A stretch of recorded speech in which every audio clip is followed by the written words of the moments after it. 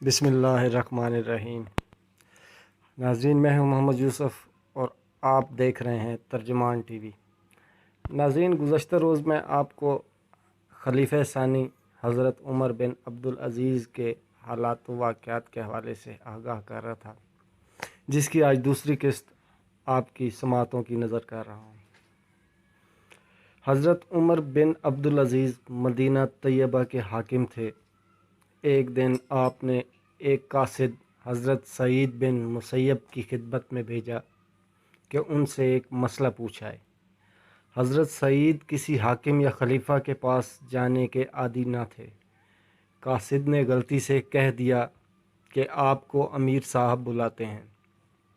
چونکہ بلاوا حضرت عمر بن عبدالعزیز کی جانب سے تھا، اس لیے حضرت سعید کو ان کے بلانے پر نہ جانا گوارا نہ ہوا۔ فوراً جوتے پہنے اور قاصد کے ساتھ ہو لیے۔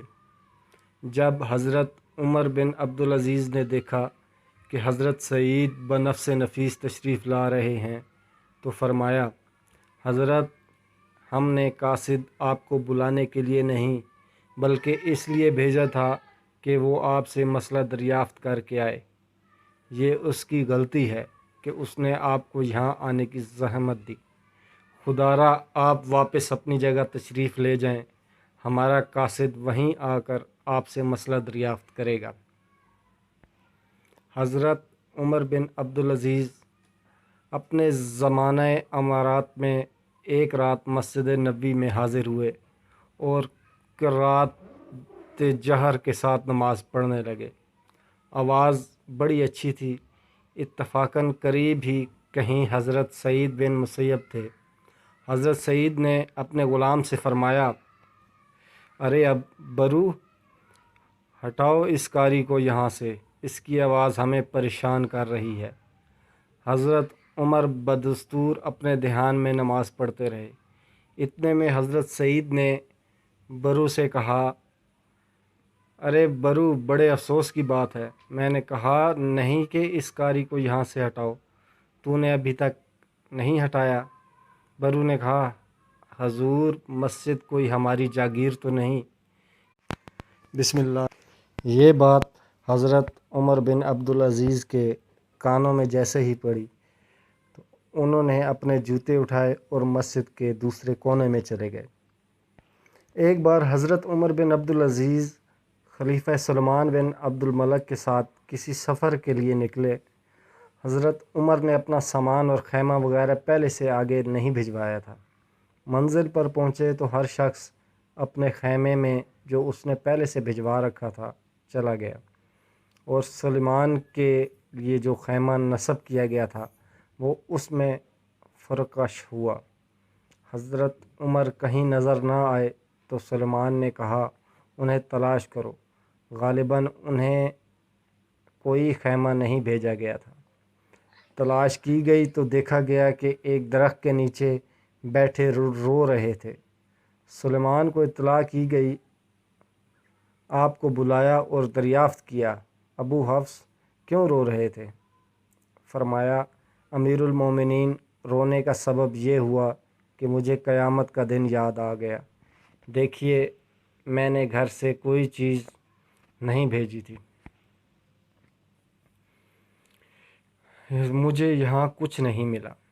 اسی طرح قیامت میں بھی جس نے جو چیز آگے بھیجی ہوگی وہی اسے ملے گی۔ ایک بار حضرت عمر بن عبدالعزیز خلیفہ سلمان بن عبد الملک کی رفاقت میں تبدیلی آب و ہوا کے لیے کسی پرفضا مقام میں گئے۔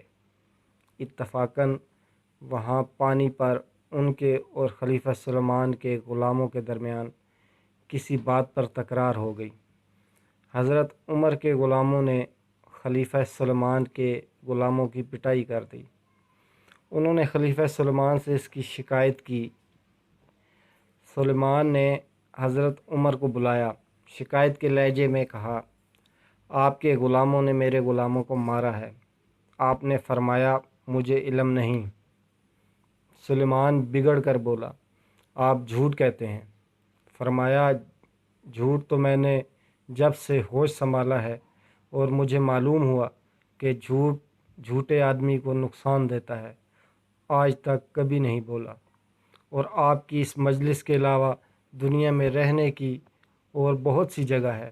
یہ کہہ کر وہاں سے اٹھائے اور آتے ہی مصر چلے جانے کے ارادے سے سامان باندھنا شروع کر دیا۔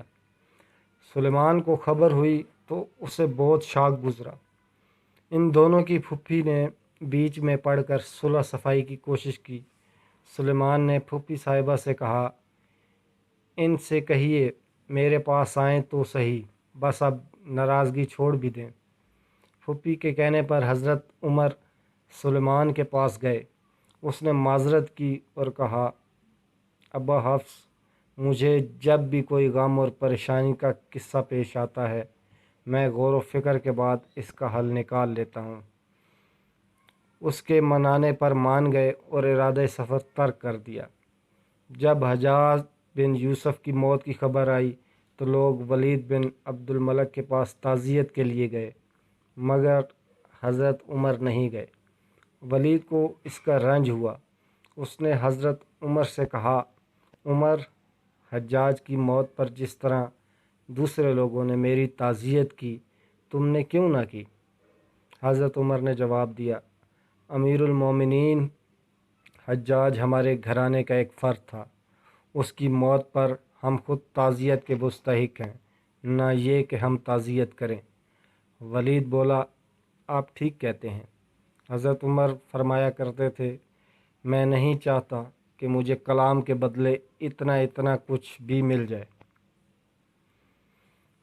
حضرت عمر بن عبدالعزیز کو حجاج بن یوسف کے مرنے کی خبر ملی تو فرمایا، اللہ تعالیٰ کے حضور میرا سر جھک گیا کہ اس نے حجاج کا دور ختم کر دیا۔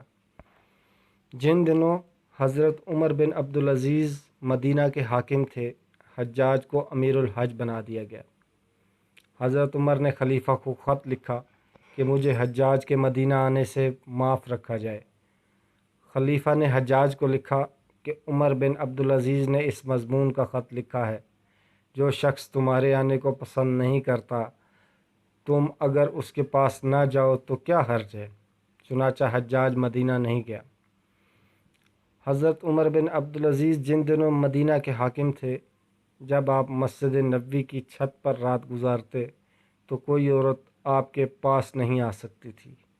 رسول اللہ صلی اللہ علیہ وآلہ وسلم کا مسجد کا ادب ملحوظ رہتا تھا۔